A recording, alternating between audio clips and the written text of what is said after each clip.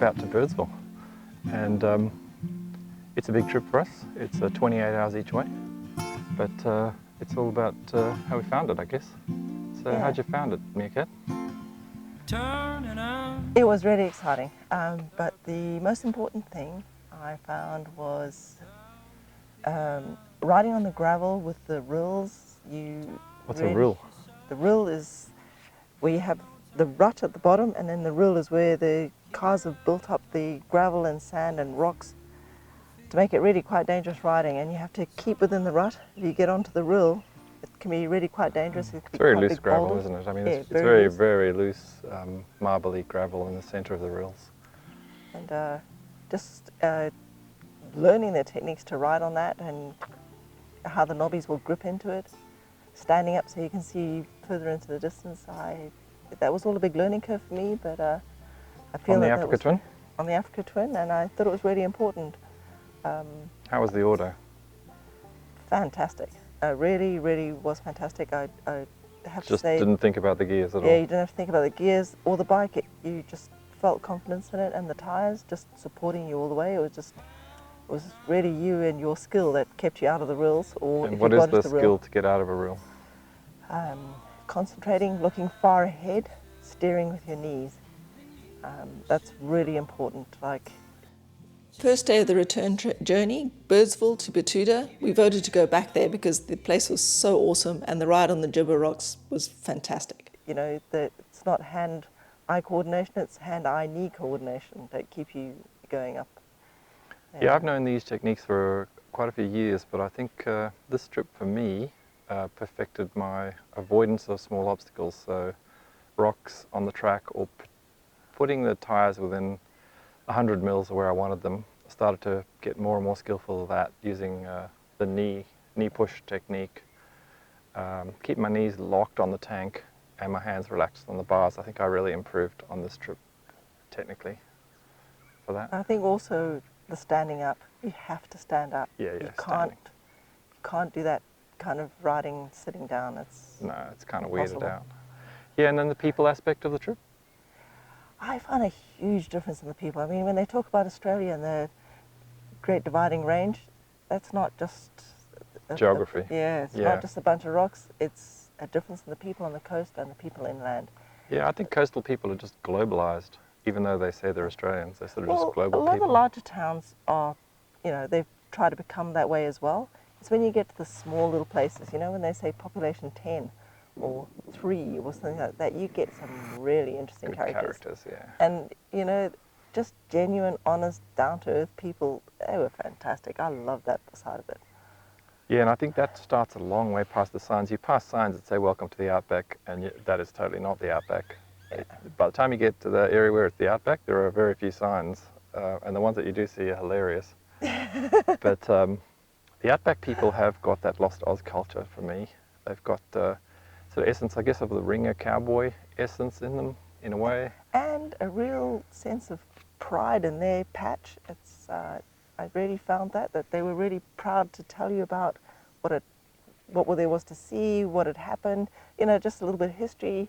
They were just, they just loved it, and they wanted other people to love it too. They don't talk in negative terms, so their yarns, as they call them, will be very positive. So they'll put a positive spin on just about everything in the real Outback, whereas as soon as you get back into the sort of globalised section of Australia, people whinge about their problems, which they didn't do in the Outback. They kept their problems to themselves, and they try to cheer you up with a funny story at every turn, pretty much, the pubs out there. And also the pubs out there have a real, genuine Oz person behind the bar, whereas as we came closer to the middle section of Queensland and the eastern section, we found backpackers and just nondescript people in the bars. We're kind of lost there. In fact, we found that in Birdsville Hotel as well. Yeah, actually, Birdsville, the hotel and the bakery were the same. It just seemed to be, like a nun-character almost was there. Well, they're just being themselves. They're getting work and whatnot, but the true characters are in the smaller pubs, Betoota Pub, Foxtrap, places like that. Yeah. You get some genuine hilarity at everything's a laugh. You find yourself howling with laughter in those little places. True. And talking about the positives of the trip, I mean, you have to say, riding up Big Red, come on, that was a big our moment. goal, to take our bikes up there. And Also to play on the sand, so we enjoy playing on the sand on the two-stroke, where it's just in a world of its own. Little Husky 300, yeah, two-stroke. It's a great bike. It's got it was fantastic. Beautiful suspension. And just soaks up any rut, anything deals with it. And just getting to the top was a really emotional moment. I mean, I found that it really Big got Red, me. the summiting Big Red on the 1190R for me was a milestone, and coming from both directions, and then just hanging out at the top was euphoric. I felt euphoric. It was, yeah. This is in the Outback. This is what you see. Road train with a bulldozer on it. And some other shit. And now you see fuck all. Still can see fuck all. Double fuck all. Somewhere behind me is Sylvia. Ah, there she is. There she is. Wait. Okay, let's go again. That's the cool thing about riding, is there's no flies. Motorcycle goggles are very effective to showing the road. No dust gets in, and also no fly can get into your goggles. So there's many benefits to wearing goggles over having a visor. Helmet, you do it over, you think, oh, this is great, and you put your head down and you choke. Choke on the flies or choke on the wire? Some sea.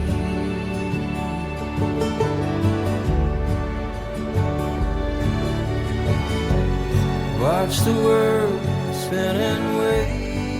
Yeah, it's part of the Dreamtime planning, and it's meant to show the road, how Betoota, Birdsville and Bidari are connected. So it's, yeah, really interesting. We came across this after, 160 kilometers or so of really marbly road that feels like you're riding on marbles with your ice skates.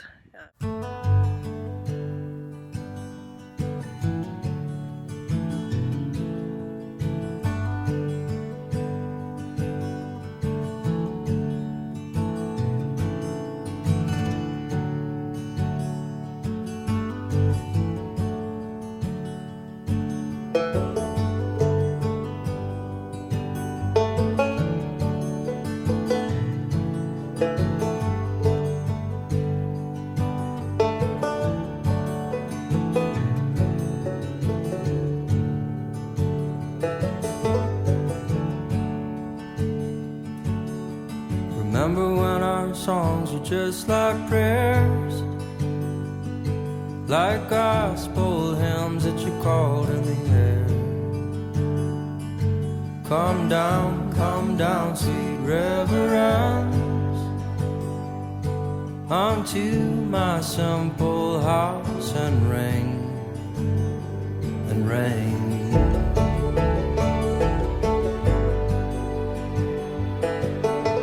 Taking over the kitchen again, have you? Yeah, taking over the kitchen again. In the pub. I think you secretly want to run a pub. Well, it'd be such a bad thing. Yeah. Still, like, we would have been better off putting $1,000 on with the bookmaker. Yeah. If we could have got through the way you put $1,000, we would have got nearly $4,000 all the way. Yeah, 3.5. Yep, Betoota pub. Very relaxing. Was a ruin, been sort of regenerated, rejuvenated, and here it is. Big dust bowl and a building in the middle of it with a generator.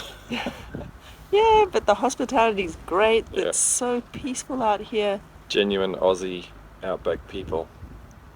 Such a contrast to Birdsville. Yeah, Birdsville's so commercial and, well, money grubbing is the feeling you get there. Whereas here it's all about, trying to give you a good experience, making sure that you're comfortable and just enjoying yourself. I have to say, it's unbelievable out here. I love it. Would you even consider staying here? Be almost genuine sort of place. Doesn't have that over shellacked feeling or that money grabbing feeling. Yeah, just pretty nice. There's a Galahs come in and sit up on the tree every now and again, roost on a tree. The dog came over and peed on your motorbike, I know.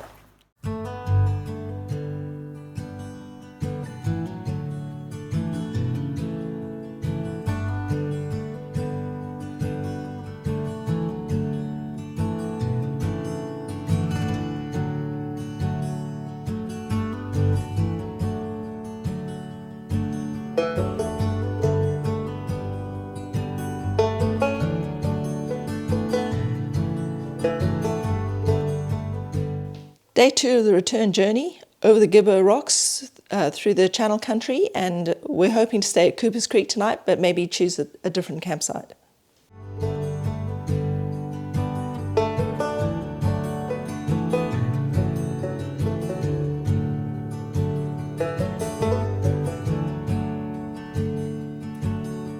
Remember when our songs were just like prayers, like gospel hymns that you called in the air. Come down, sweet reverence, unto my simple house and ring, and ring.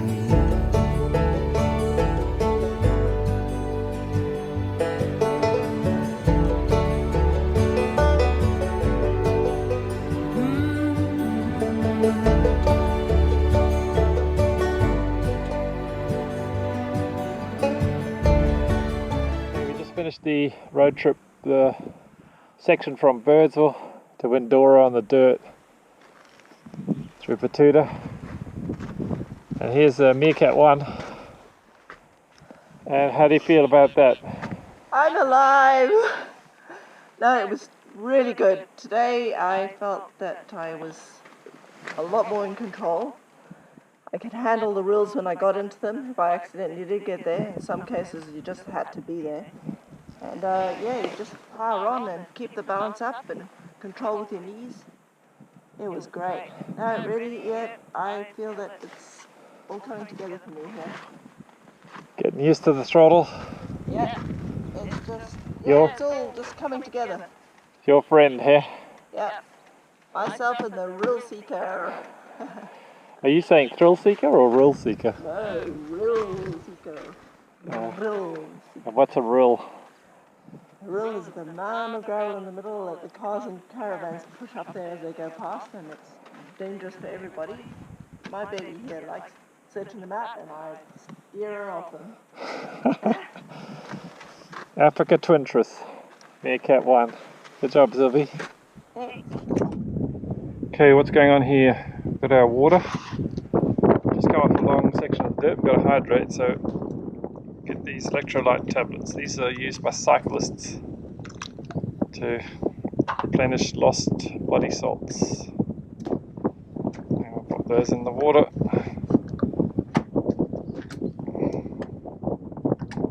This particular brand is Dune, electrolyte enhanced drinking tablet. Very, very useful. Highly recommended. Adventure riding.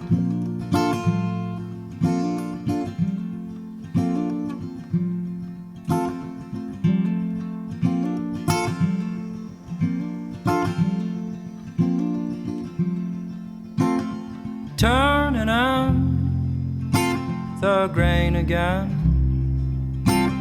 the bells began to chime, and time, she says, there's no turning back. Keep your eyes on the tracks and through the fields, somehow there's blue. Time will tell, she'll see us through.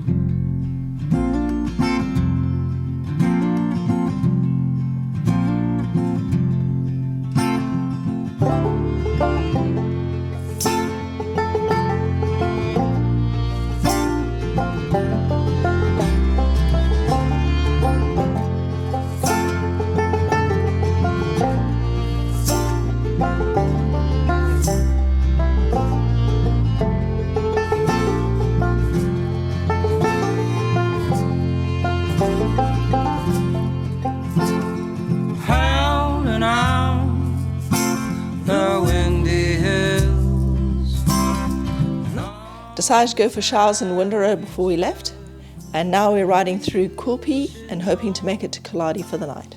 Just how it stays. Keep your hands on the wheel, and through it all, somehow we know. Time will tell, we always know.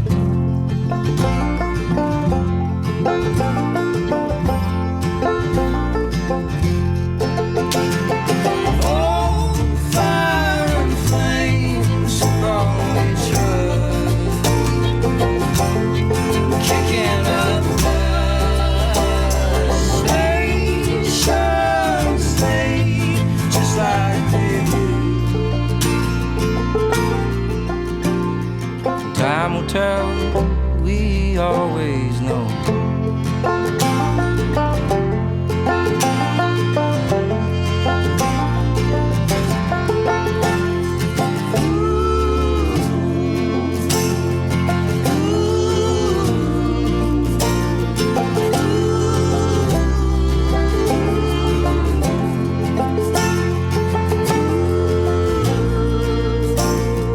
Time will tell, we always know.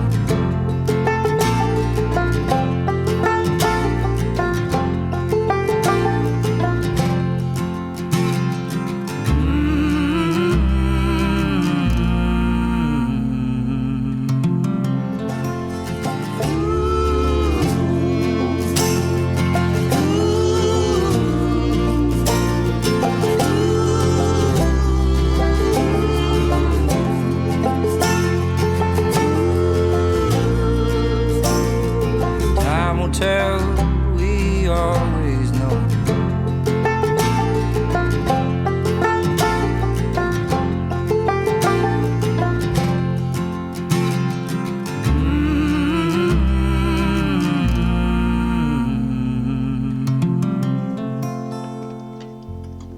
Here we just pulled up to have a look at the earth from above, and it's pretty damn good.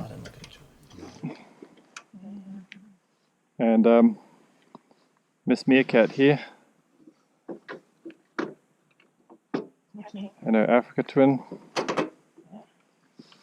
You lean to the left a bit. Okay, you don't want to lean to the right. Very good. Miss Meerkat, her Africa Twin. Looking all shiny and perfect. Time will tell, we always know.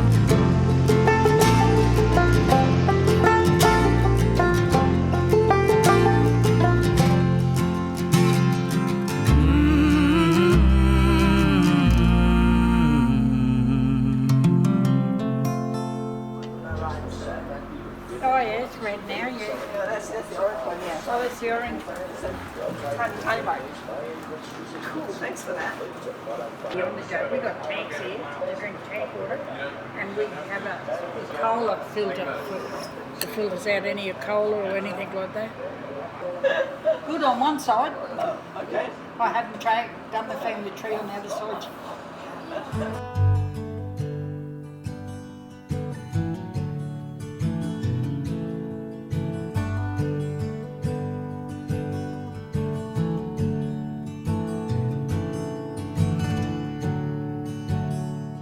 Big Red, up and over, going back home now, September 2018.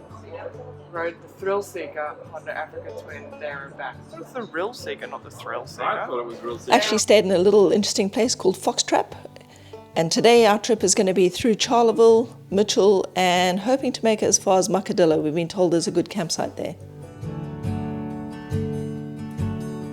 Remember when our songs were just like prayers, like gospel hymns that you called in the air. Come down, sweet reverence, unto my simple house and ring.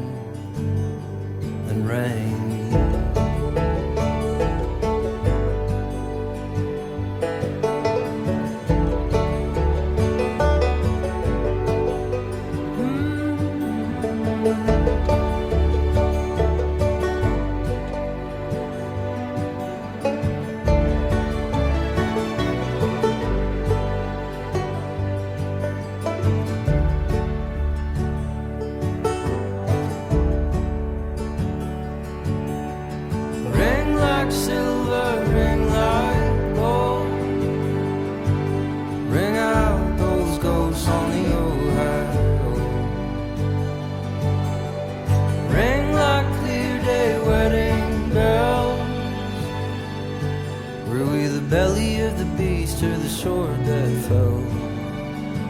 Oh, we'll never tell.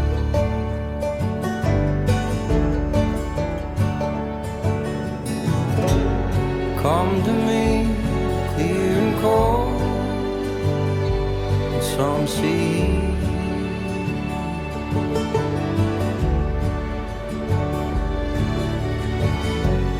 Watch the world spin in waves like some machine.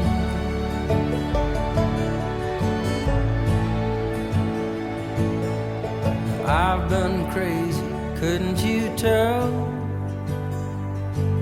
Threw stones at the stars, but the whole sky fell. Now I'm covered up in straw, belly up on the table, and I drank and sang and passed in the stage. Then once it's over, So it's the best I've ever seen the road, eh? yeah, we didn't feel, the corrugations don't worry the bike, Yeah. but the reels are... Yeah, they would get so slippery. Posty there at Betoota told us he just picked up a BMW GS rider with the blood on the brain, broken collarbone, broken hip. Told just up there somewhere. The people up there around there are horrible. Neighbours are even worse. Neighbours up. Wear a helmet and you can drive like a car license. So it's a cheap rego.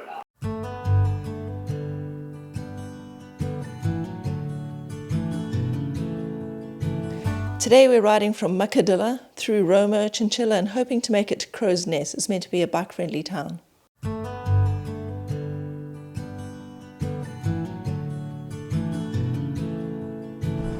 Just pulled into Roma, heading east. Get some fuel at the Caltex. Looks pretty good. We got ladies and we've actually got fuel. Premium and regular. Amazing. And this is what you see in the Outback. You see a whole bunch of baby boomers cashed up like hell in their metal box, towing another metal box and following the same road train to the slaughterhouse. The human version of the cattle.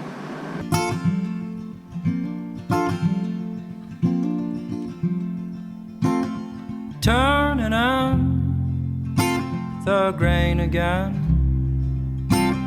the bells began to chime, and time, she says, there's no turning back. Keep your eyes on the tracks and through the fields, somehow there's blue. Time will tell, she'll see us through.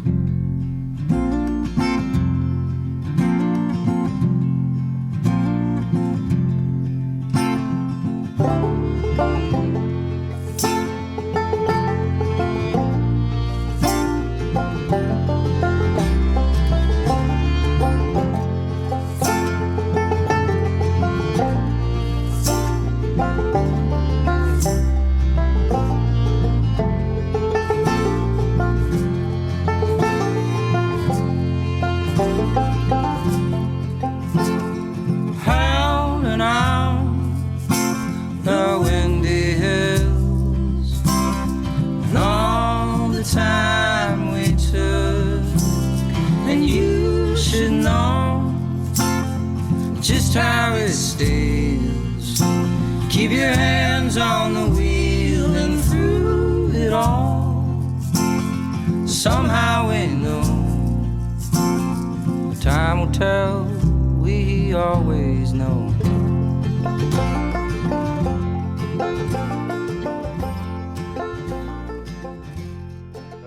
It's all over. We've just got a 300k home and we're done. So Yep. a bit of a wash up and write out the lists of everything we learnt and improve our technical side. Yeah, and can improve on, yeah. Cool. But, Let's wrap until it the up. next time. Yep. Till the next adventure.